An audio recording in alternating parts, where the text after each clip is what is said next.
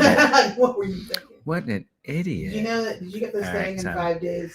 Going live. Let's see. Go live here.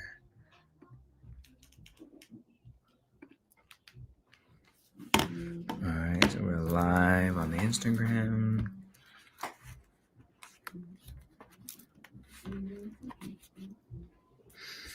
All right. Wait, where am I?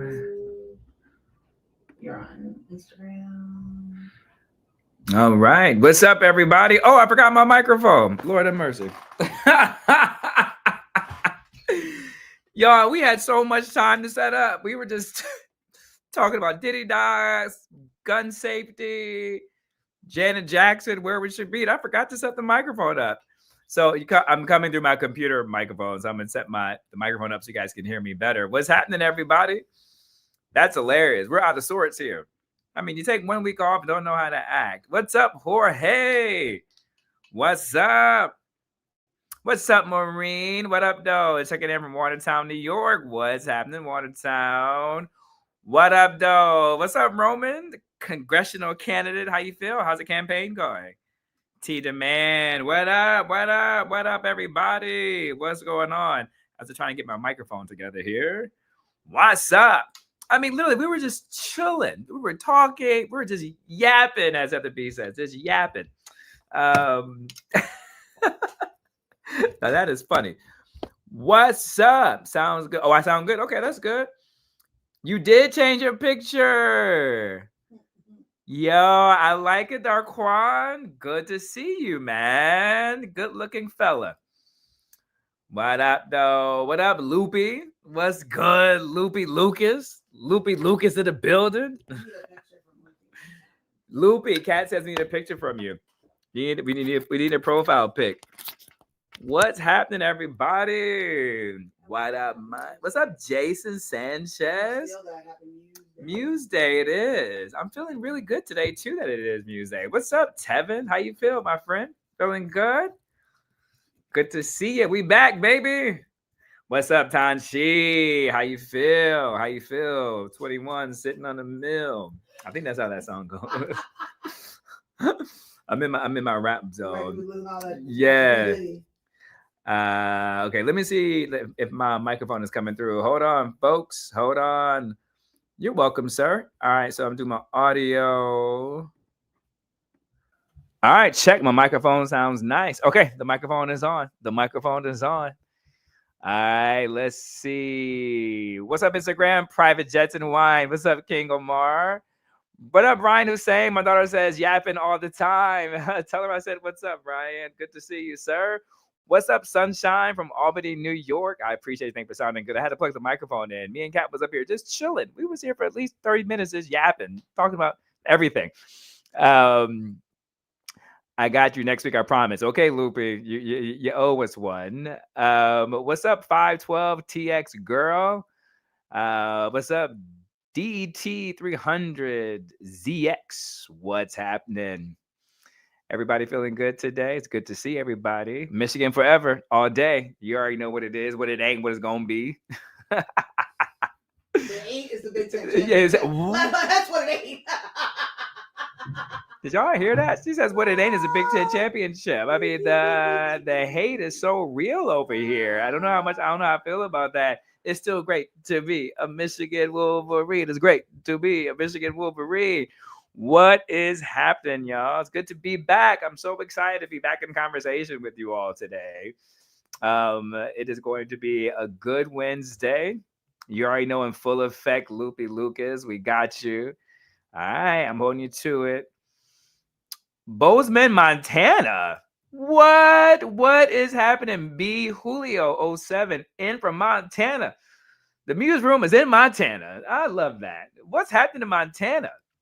Is it snowing yet in Montana? Are you in a horse?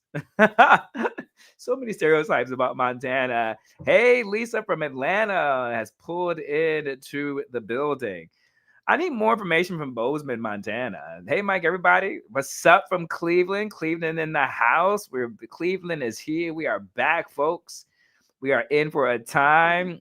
Here go TJ. It's about OH. I'm not going to finish those letters. Get out of here with that. Loopy Loop put in a picture.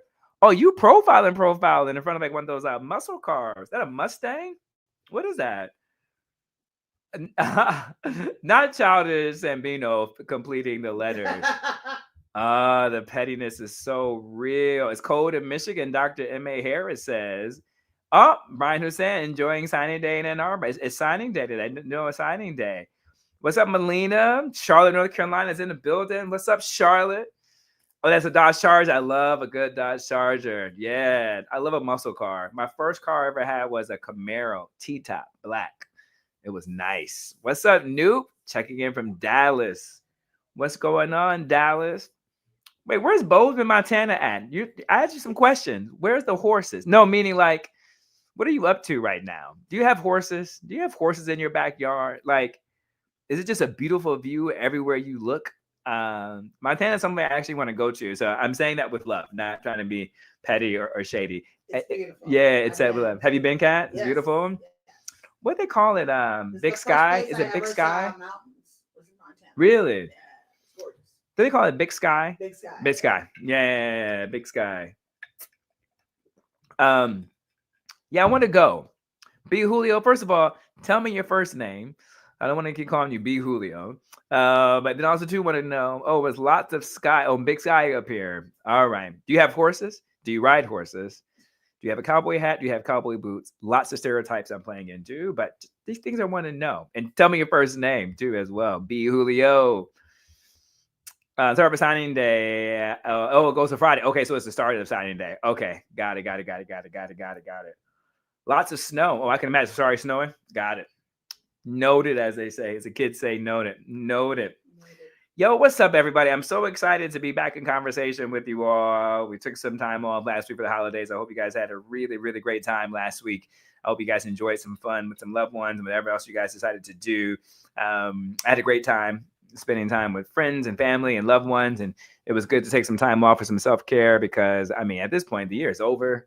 It's December 2nd. It's just pretty much this week and next week. We have Kat, it's over. We have this week and next week, and then pretty much the world shuts down, and there's no more. Everybody's in the final sprint, doing final meetings. You're starting to see those Instagram jokes and comedians saying can this be done next year? Can this meeting be done till next year? I'm getting close to that. So I got a good 2 weeks in me, but I'm gonna give it a good sprint. I'm not gonna give up on y'all. I got a good sprint in me, and then I'll be all done with it all.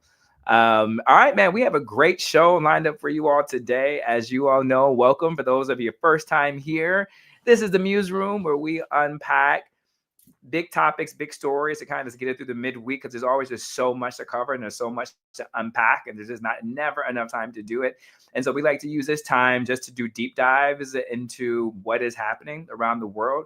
What's up, Instagram? If you're new to us too as well, the same. I love doing roll call. I think the roll call is my favorite part of the show, is really getting a chance to know our audience, know where they're from. It makes me smile that Montana is listening. I don't know why, it just makes me smile. That Montana is in the building. And I love learning about all the different cities and different states. America is so wide and vast. I think a lot of times that we forget to explore America. I think we're so excited to go to Europe and to leave the country that we forget to explore the beauty that is America. I always say, Kat, I want to do more road trips in the country.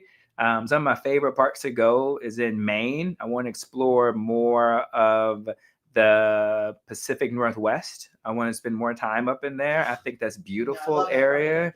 Yeah. Kat goes there all the time. I think Seattle, the color green is just unreal. And it's beautiful in that part, right? And I love being by water, and I love being around nature. Josh. Okay, your name is Josh. Everybody, Montana, his name is Josh. We have to keep calling him Montana. I'm still going to call you Montana, but now we know, audience, that this is Josh from Montana. And Josh says, no cowboy hats or boots, lots of wildlife in the backyard, deer and occasional bears and mountain lions. Josh, on behalf of the MuseRoom, we are really mad at you for not having any cowboy hats and boots. I just feel like you should be having cowboy hats and boots. And so I'm going to give you till January to come back into the MuseRoom and let us know you bought at least a cowboy hat and boots. I just feel like you need to be wearing cowboy boots and a cowboy hat in Montana. Now, why are you in Montana? And so I think I was saying before, there's so much to explore and to do in the country. And so that's something I'm interested in doing starting next year. I don't do New Year's resolutions. I don't know if you guys do or not. I don't really do goals, right? But I definitely would like to start exploring more of the United States and America. But with that being said, keep let us know where you're from and what you guys are interested in hearing today. That's also too important, is that we love to engage with you, let you know what you want to hear, topics you want me to cover. Obviously, we have our idea and our run of show of things that we want to unpack with you, but obviously throw some things in there. And you always love making a two-way conversation and two-way dialogue. So I love the comments in the chat. We love to read them. I love questions in the chat. We love to unpack them and to answer the questions that you may have. So things I'm thinking about today, what we're going to address is there's two important bills that got passed in the Senate and got presented before the House subcommittee on children's safety and children's privacy protection. The first bill is called KOSA, K-O-S-A, and it stands for the Kids Online Safety Act. And the second one is called COPPA 2.0. COPPA just stands for Children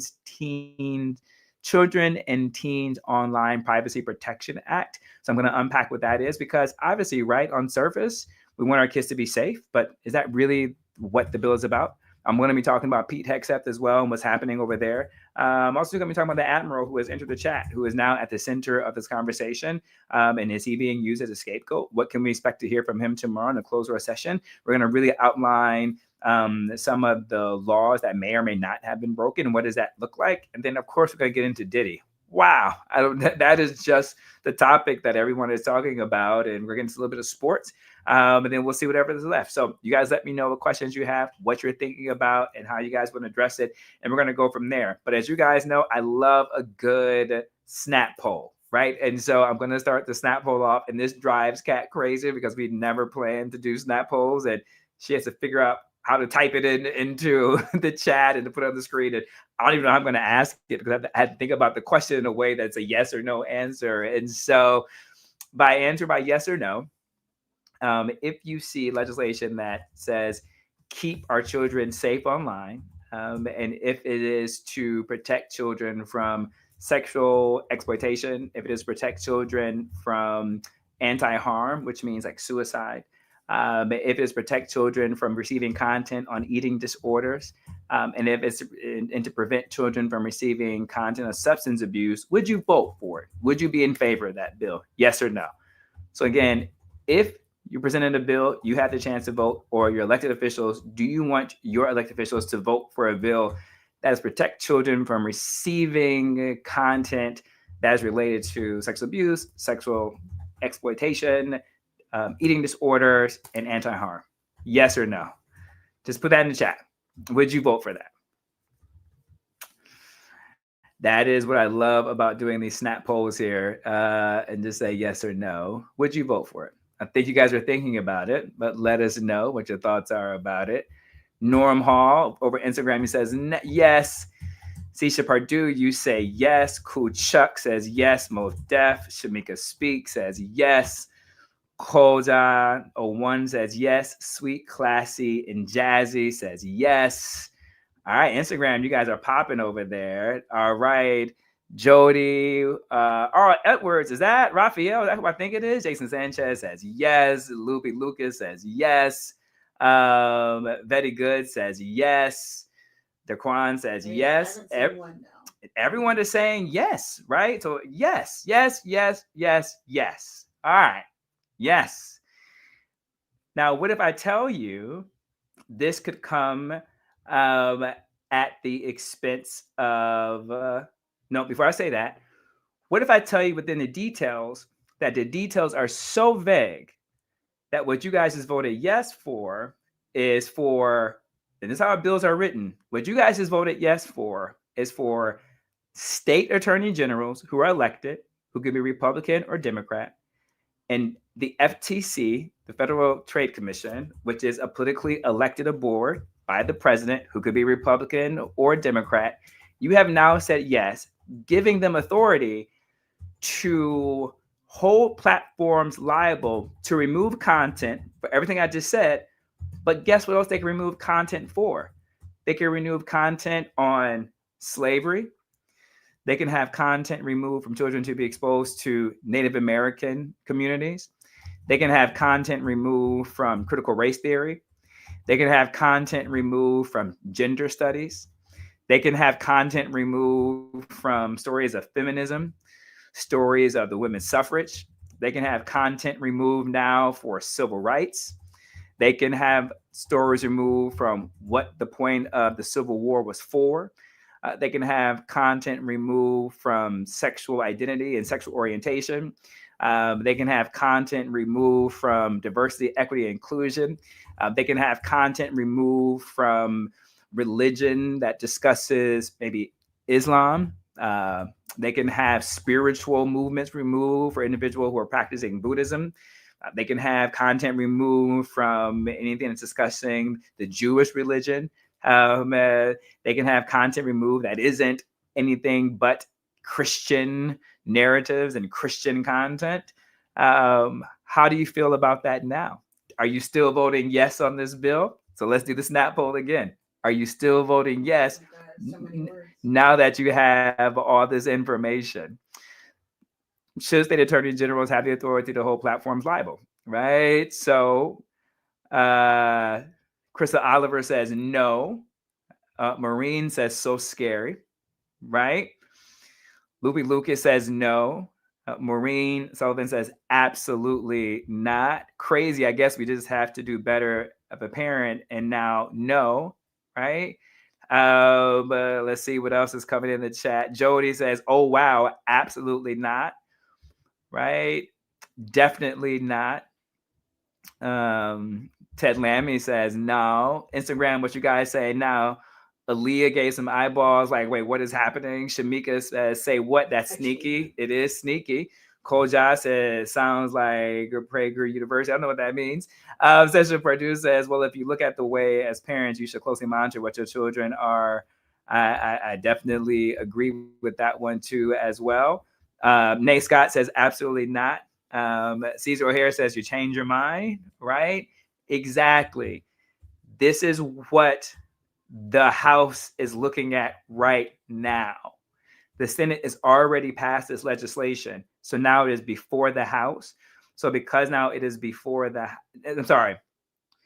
it's not before the House on the floor yet. It is before the subcommittee that is examining these bills.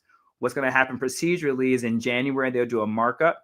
And then after January, then you will start seeing procedural votes in order to bring this bill to full passage. And all from the idea of protecting children and keeping children safe.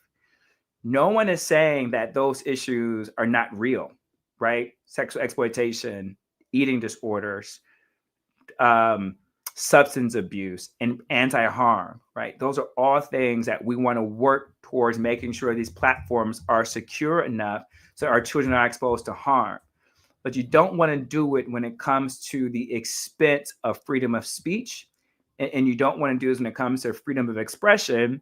And you don't want to do it when you have state attorney generals and the FTC who are in position to be able to hold liable these platforms on what content that they should be having on their platform.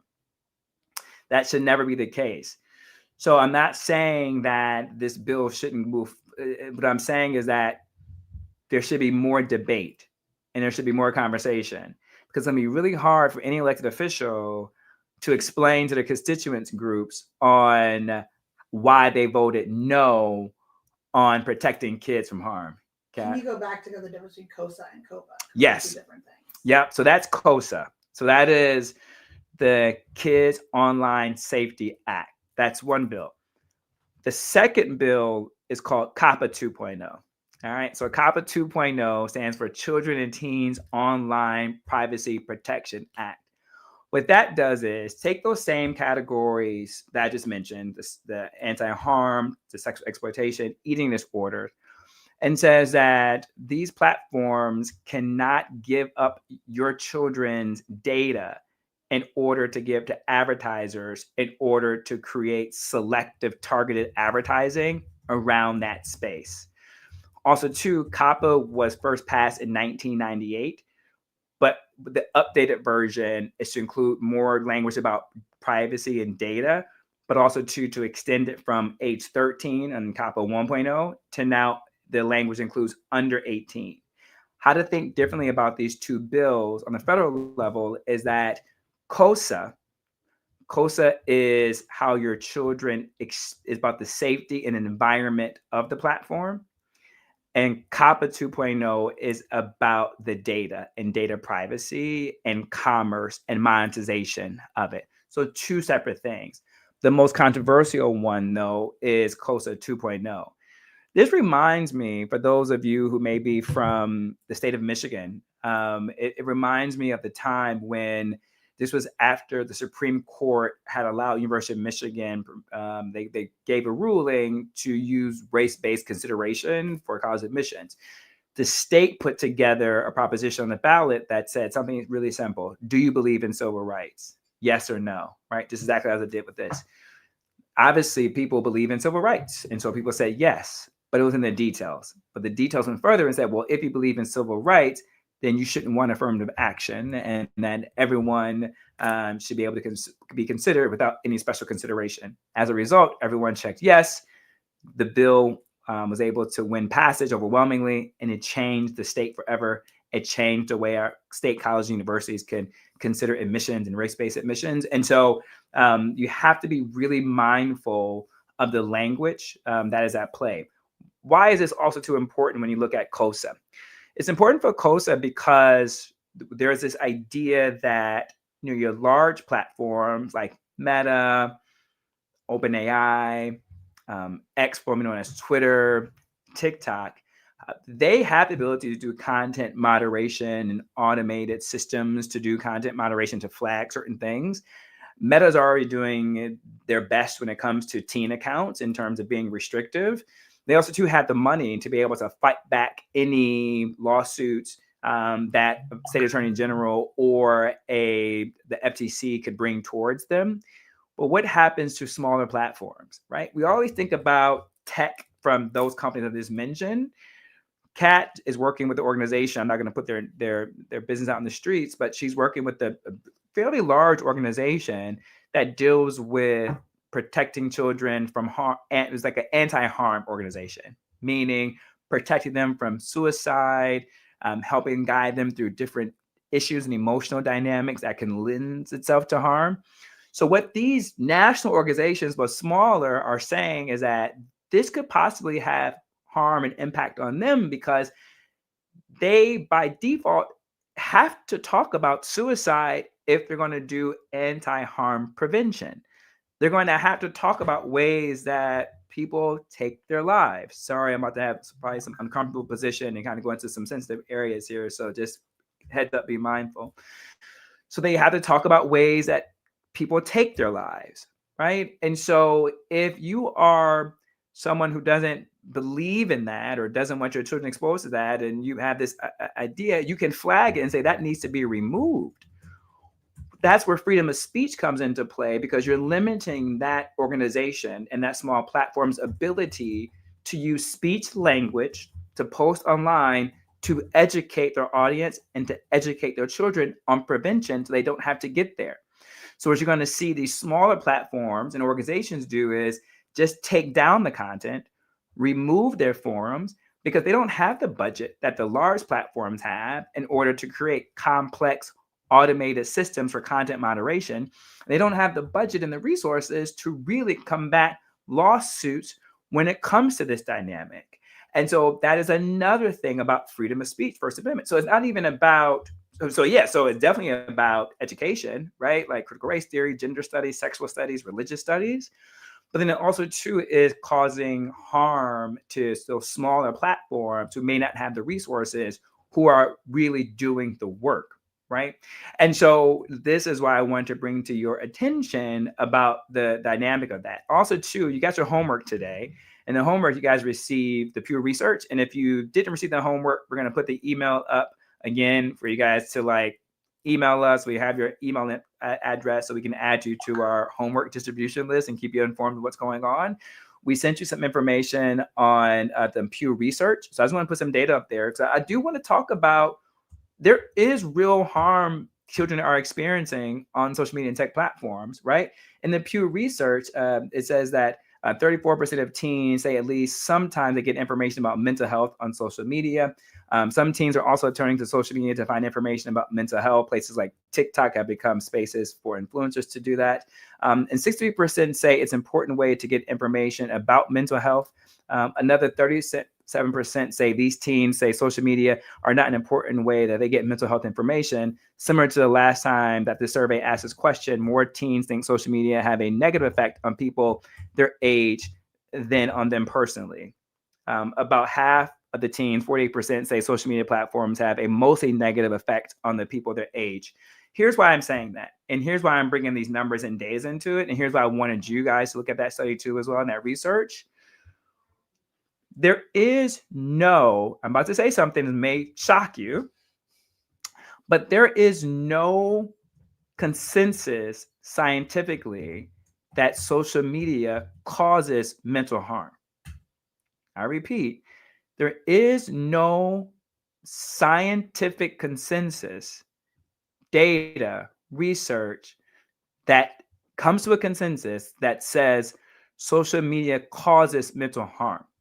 There also, too, is no scientific way to measure how much harm is being done mentally on mental health. That's important. Do with it as you will, but that's a big part of this conversation as we are rushed to pass this legislation about what harm is. What's also too interesting about this bill within COSA, COPPA 2.0 isn't really bad, right? COPPA's data, that's different. COSA, though, y'all ready for this? So COSA is putting all these measures into place, looking at these 4 categories that causes harm. This was imposed to cure the harm. But also, too, putting the authority in these attorney generals and the FTC. But then what they say is that they want the National Science Foundation. I'm messing up the words. I want to get it right because there is an NSF, but this is something, I think this is National Academic of Science or National Science. Anyways, there's a national science entity that they're being tasked with that's in this bill in order to do research on the harm that is being caused by social media. So they actually are doing it in the reverse. So instead of finding research, finding data, finding science to create and draft the best legislation to protect our children, they're doing it backwards. They're creating subjective, what they believe is causing harm on social media, regulating it through the political ideological point of view in order to solve for it, and then saying we'll do research later. Does that make sense? Think about it as a company. Think about all the companies you work for. Would you trust your CEO of a company if they just made up a product and says, I think it will cure this ailment? We don't know. Just put it on the shelf, and then we'll do research later to figure out if it actually cures that ailment. That's exactly what is happening. So now I want to come to you, parents. That's the email address where you can sign up for so you can get the homework. Now I want to come to you, parents. At what point do we hold parents accountable for what their children are experiencing and viewing online? At what point do we hold our parents accountable? If your child is 13 years old, let's say 12 years old, all right, I think every state is different. I know in Michigan, I think in order to work, you had to get a worker's permit at the age of 15. I think legally you had to be 16. I think every state is different. So that's what I'm going to use, this random number that I know legally you can't be working, which is like 12, right, Kat? Like 12 years old. Like, let's say a 12-year-old. A 12-year-old isn't working, so a 12-year-old doesn't have income coming in. So how's a 12-year-old buying a cell phone, right? And then how's a 12-year-old buying and paying for their monthly bill? They're not. Parents, you are buying the cell phone. You're buying the laptop. You're buying the iPad. You're buying the video game system. You're paying AT&T, Verizon, whatever internet service provider that you're using to pay for this, right? You are paying the rent or mortgage where they're living in You mean to tell me you don't know what your children are watching and viewing? You don't think you have the ability to control that? You don't think you have the ability that if your son or daughter is locked up in their room 12 hours a day, never come out, you guys don't talk to each other at the dinner table or in the living room, or you don't talk when you go to the drive-thru at McDonald's to get your dinner. However you receive your meal, you're not even talking in the car while you're eating your French fries. You guys are not going to the park. You guys are not going to activities. You guys are not going to a religious institution on Sundays. You guys are not going to community centers. Like, what do you expect? Like, what do you think is happening? Right? At what point do we begin to put the onus on parents? Now, I'm not saying that you can do all those things and harm still can be done. Absolutely. But I think what we're getting towards in a society, and I see that in civil rights movements, advocacy spaces, society is constantly waiting for that one major advocate to solve the problems, that one major entity to organize a rally, that one major entity to rally the nation around a bill, when it's just like the cavalry isn't coming to save you on that particular issue. If that's something you care about, you have to galvanize and organize in order to make it happen. I feel like that's happening right now with our children, is that we are being left to hold platforms accountable for the impact of our children and to make sure harm isn't done. And then we're leaving up to legislatures, like, and schools. It's everybody's fault but the parent, right? At some point, we have to start asking our parents, what are we doing? At some point, we got to start saying, how are parents operating? At some point, we got to have a conversation about parenting in the digital era. How about that? Asking yourselves how to parent in the digital era. Long gone are the times when you grew up on, I used to have like these gaming systems like Nintendo, I'm probably dating myself now, Sega, all the gaming units. And it wasn't tied to the internet. So I wasn't able to talk to somebody in Montana. What's up, Josh? I wasn't able to talk to somebody like in France or in Spain or in Brazil, right? And so now people can. So what are they learning? What predators are out there? What are you watching? What are you monitoring? You can see what's information. A member of our team, I'm not going to put her on blast, but she says for her daughters, she says she doesn't even allow them to watch YouTube in the privacy of their room. She says what they watch on YouTube goes up on their big screen on their television in their living room. I repeat, she does not allow her kids to watch YouTube in isolation, right? She says if they're going to watch YouTube, it's going to be on the family television so she can monitor what her kids are doing. Folks, that's what it takes. I get it. Everybody's busy. We're all stressed. Affordability is a major issue. We're under-resourced. We're underemployed, unemployed. Rent is high. Mortgages rates are out the roof. We're trying to save for that first home. I get it all. You're maybe a single parent. You may have a 2-parent household. You guys are overworked. I get it. But it's parenting in the digital age.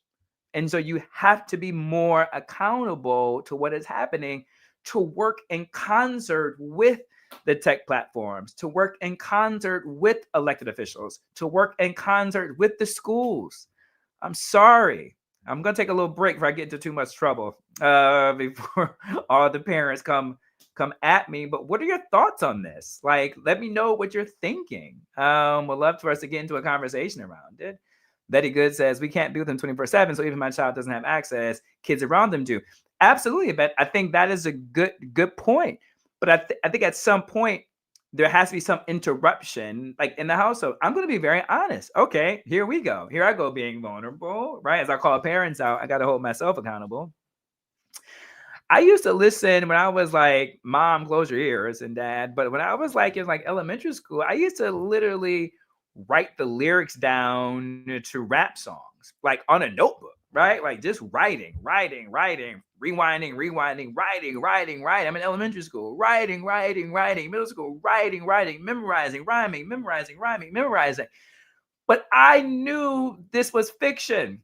I knew that this wasn't real, but I also too knew that I couldn't say those words in the house. Also too knew right from wrong, right? There was I had an understanding of what was acceptable for me and what wasn't. I had an understanding of what was expected of me and what wasn't. I had an understanding of what consequences was.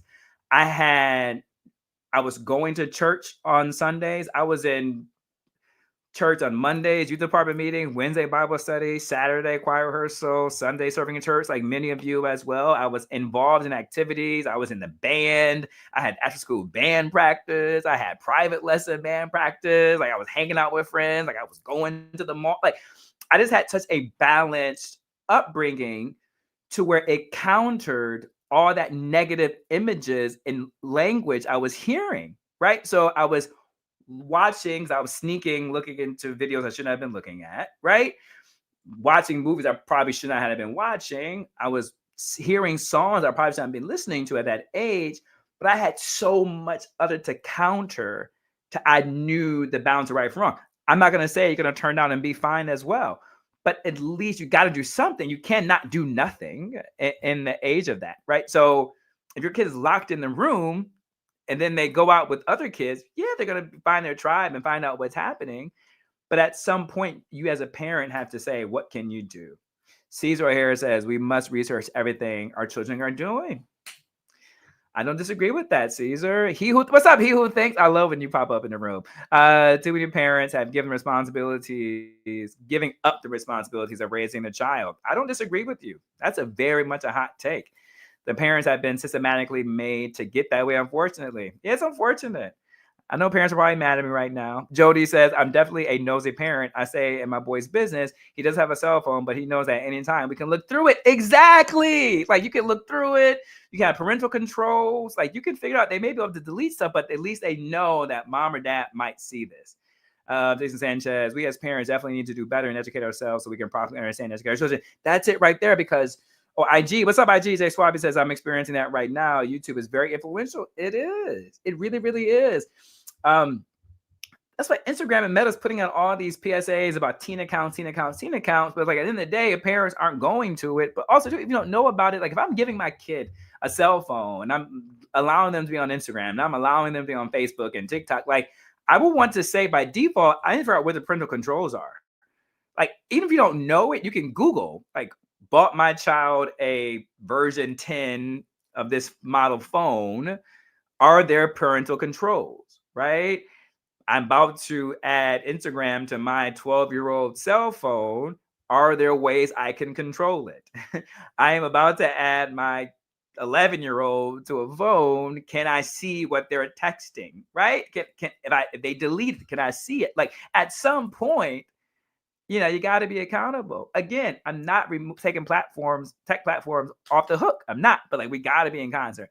Cal says, Mike, do you think politicians intentionally use unspecified specificity when crafting legislation, presenting as bipartisan, while leaving enough ambiguity for them to reinterpret, exploit it to advances later? Wow, what a really great question. So the short of the answer is, let me say it like this. So I want to be clear because this kind of gets into the legislative process on how bills are written. What happens is it's all political tactics and strategy, right? I'm not going to say politicians' intent are to be manipulative intentionally. I would say that elected officials play the game that has already been created and how to play within the system in order to get bills done. I want to use a neutral example. You'll hear terminology called, you used to hear called pork spin. You don't hear it that much, but there's a terminology called pork spin. I'm going to give you a neutral example. Let's say in Ohio, let's use Toledo, Ohio, for example, right? If you're a senator that represents the city of Toledo, and there's a bill that talks about, how to get more water thermos bottles into the hands of Americans, and they need your vote to be consequential, but you're in Toledo, you don't want to vote for it. They know you don't want to vote for it. So then what you'll say is, okay, I'll vote for this if you include in the bill that the city of Toledo gets $1 million to put a skate park into my district, right? And so whoever is the Senate Majority Leader will agree to it, put it in the bill, and that's how they get your vote. So now on a vote that's about making sure every American has a white water bottle, now includes Toledo getting $1 million for a skate park. So that's how legislation is done. right? And so now I go back to the controversial bill that we see here. It's all about strategy that is used in order to get the bill through. And so, Cal, you also too led me to another important part to highlight is why it's important for us to pay attention to these consequential bills and bills that are happening in order to put pressure on our elected officials to be like, we see you, right? We see what you're about to vote for. In theory, you don't want to vote against keeping kids safe online. We understand that, but we understand if you vote no, because this also too impacts history. This also too impacts teaching critical race theory. This impacts gender studies. This impacts anti-harm. Like this impacts so many more other things. Let's do it differently. So that's a long way of answering that. It's not so much manipulative, because it would have been easy for me, Cal, to say yes. That's the easy answer. That gets everybody riled up in the chats. That's very emotional based. Like, yeah, they always trying to stick it to us. It's conspiracy. That's why I don't vote no way. But it's harder to answer it that way. You know me, I don't mind answering that way because it's just more nuanced than that. Politics is just strategy. That's why I love it. It's a game of chess, right? Unfortunately, in this game of chess, there are consequences to winners or losers, right? There's consequences to legislation being passed that can cause harm. It's how we say in the tech world what this bill does. So in the tech world, when you're thinking about content moderation, there's this idea where you can overcorrect the algorithm. So if the algorithm is bad, like if you're trying to make a pepperoni pizza, but it keeps shooting out only how to make mushroom pizza, you're like, oh my God, you keep, no, let me use something different. Sausage and pepperoni. If you're trying to make a pepperoni pizza, but it keeps spitting out sausage pizza, it's still identifying it as pork, right? But you want to tweak it to like, no, not this type of pork, this type of pork, this type of pepperoni, right? So then you overcorrect the algorithm, but now you're getting sausage and pepperoni, right? You're like, whoa, right? So you end up causing more harm when trying to solve for something. This is, I feel, what's happening with COSA is that they're overcorrecting and now causing more harm, right? And more harm, they're making it, politicizing it, potential for political ideology, and trying to do right. They're going too far with the ambiguity in order to backdoor what they're really trying to do, which is minimize freedom of speech and freedom of expression when it comes to learning our history, right, of America, and being able to tell as best they can their version of history. Now, I want to be mindful, this applies for kids accounts 18 and under. It doesn't apply to accounts over 18, but as we know, that's a critical age. When you think about K through 12 public school learning education, that's how we learn, right? And now education is about what's inside the classroom as well as it is about outside the classroom. All right. That's a lot to take in one day. I want to get to some lighten the room a little bit. But before I do, I want to hear some comments before that. I wasn't going to Pete Hegseth, but I think that's too much for it. I think we need to like kind of live with this a little bit and sit with it. Let me know how you guys are thinking about this, and does this help? Are you enjoying this conversation? Wade Chisholm says, as parents, we need to talk with our children openly, honestly, and consistently. I definitely do agree with that. He who thinks many politicians are attorneys, and you most definitely see it in how the bills are written. Very true. But also too, wait, hold on. He who thinks, yes, but here's another thing to think about too as well. What people may not know is like your elected officials, particularly when you get to the federal level, they're not like writing it themselves. It is their staff, right? Which is part of the legislative process. There's a lot of people in the back rooms. Let me not use back rooms, the conspiracy world. There's a lot of people in their office, right? And there are attorneys in their office. There's legislative, you hear the term legislative aides in their office who are writing it. They'll also too, I was going to use the word contract. They're not contracted. They'll also too have lobbyists that come who are lobbying for a bill that already has drafted the legislation or their version, what they want to see in the bill for the elected officials. And then the elected official just add to it, right? So there's different ways that this happens. I can't give you a specific data, but I'm definitely sure 9 times out of 10 is not the elected official that is writing it, as much as it is their team, their staff, lobbying groups, which is why you heard that term Heritage Foundation. The Heritage Foundation was really big on writing a lot of legislation for Republican bills. Democrats got the same thing. They have tons of progressive lobbyist groups. They have tons of progressive advocacy groups that are writing bills and legislations for Democratic elected officials too as well. This isn't just in DC. This is also in state houses and state legislatures. This is why I love politics. This is why I love coming to you guys. This is why I can never just answer a question easy, because it's so much later. I love giving you guys education and resources on this, because it's important how we think about the entire system. There is that song everyone loves to point to about "I'm just a bill," how the bill gets made. It's great, it's simple, it's easy to remember, but there's so much more nuance to that. And that's why these lobbying groups and these advocacy groups have so much power. I mean, you'll find people in DC who work for like Android Foundation, and you're like, I never heard of that, but they literally are the most powerful organization in DC around telecom. I'm sorry, there's a logo here. I'm not promoting anything. This is just for conversation purposes, right? But like, could be the most powerful foundation. It's the companies you've never heard of, like the most powerful advocacy groups. Josh said, my Montana guy, parental controls. Oh, you're a dad. Are you a girl dad? Parental controls have been key in our household. That and educating them and creating an atmosphere where the kids feel comfortable and safe, bringing issues to our attention. That's wonderful. That's exactly how you should do it. Dad's on Red Alert says, I don't understand how each issue is not made to be mandatory to vote on separately.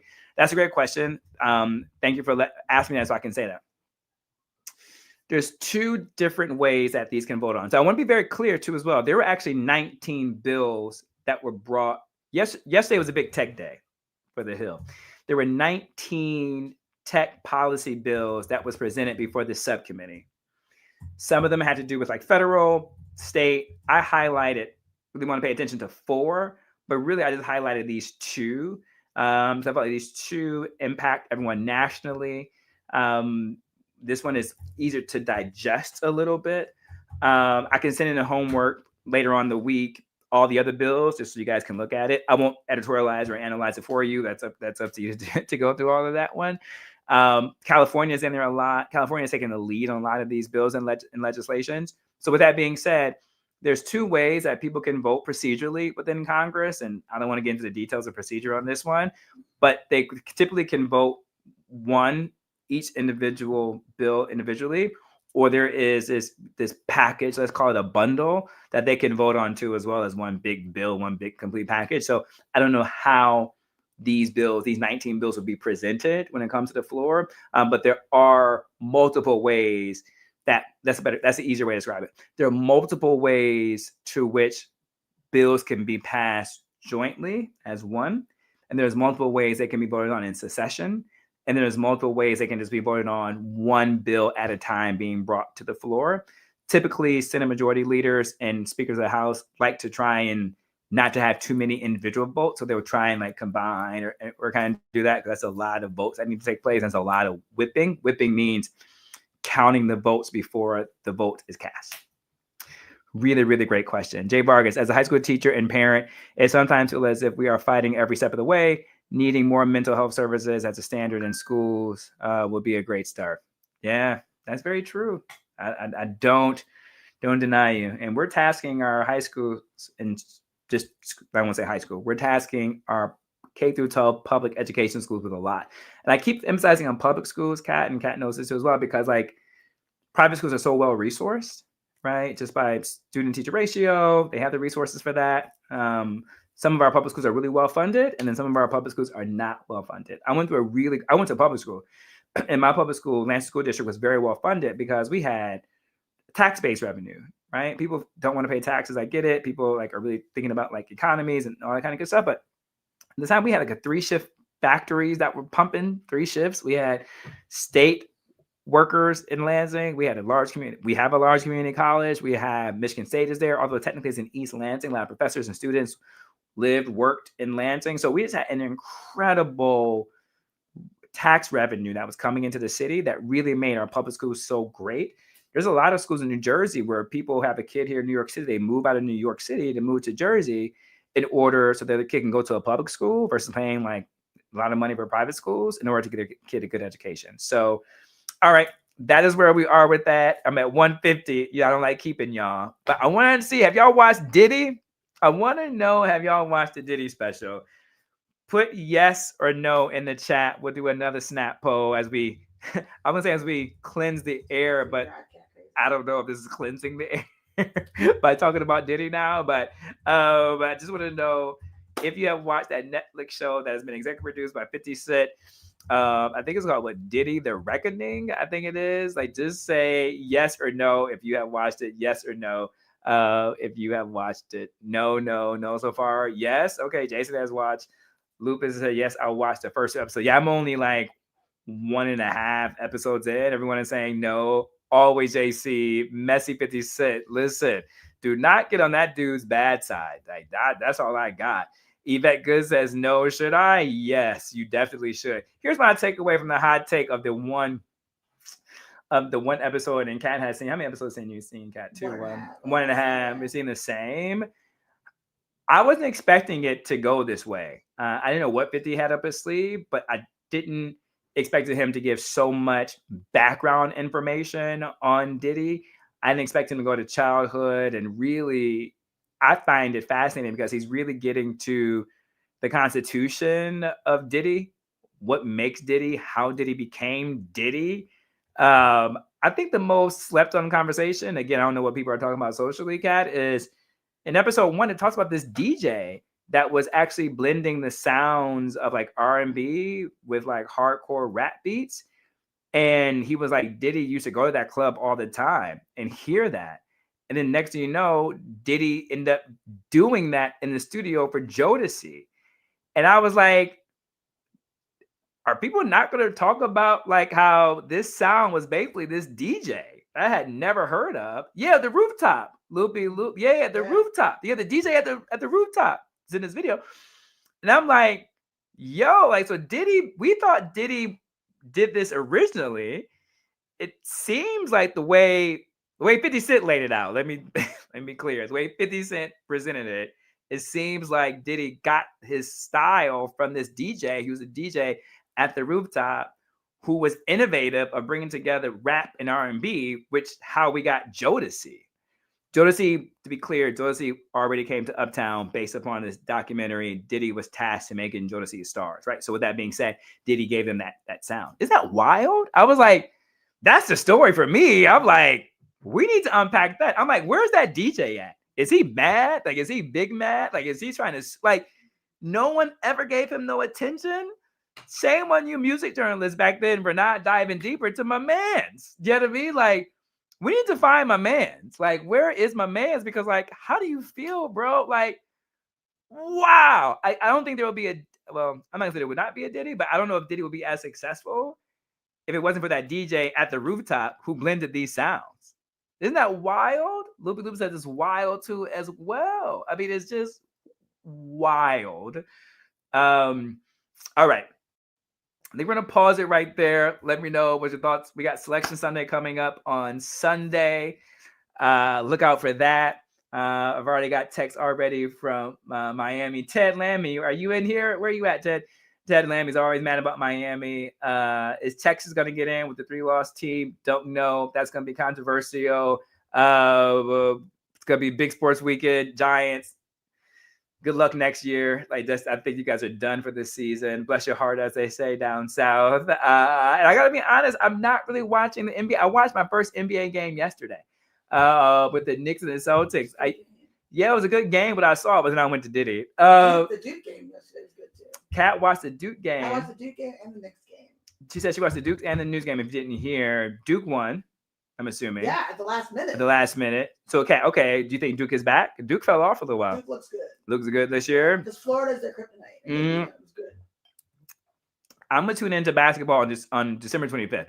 That's always when I tune into basketball. It's December 25th. But Netflix, again, though, is taking that away from the NBA. Like, I see why Netflix and 50 got together. They both kind of shady. You know what I mean? Like, Netflix was like, so we're gonna put the NFL on Christmas Day. I'm like, yo, that is so the NBA's day. What's good, Teddy? You are in here. Miami got robbed. I was looking for you, Teddy. See, I didn't forget about you.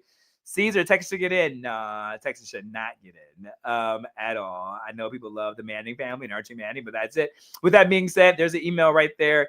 Don't forget to email us. So you can get on the list so we can send you homework assignments. I'll send you guys all these 19 bills just so you guys can look at it too as well. And you guys can email us throughout the week. We'll be sending you guys information. We are back. We are on a roll. I love y'all. So much fun. I didn't expect to spend so much time on the COSA and COPPA 2.0 Act, but you guys were learning and engaging. Pete Hegseth, so we'll have to do that next week. Okay, Pete Hegseth is coming back. So we're going to do Pete Hegseth. I promise you, we're going to. There'll be more stuff next week anyway. I was about to say, what I can guarantee is that there's going to be more information around Pete Hegseth. We should do a snap poll. I'm not going to drive Cat crazy. How long does Pete Hegseth last? And will he keep his job going through the new year? Anywho, that's all next week, folks. I love y'all. So much fun. Until next time, folks, peace. As I cheesily say, I'm about to end the stream. In the stream. Thank y'all. Love y'all. In the stream.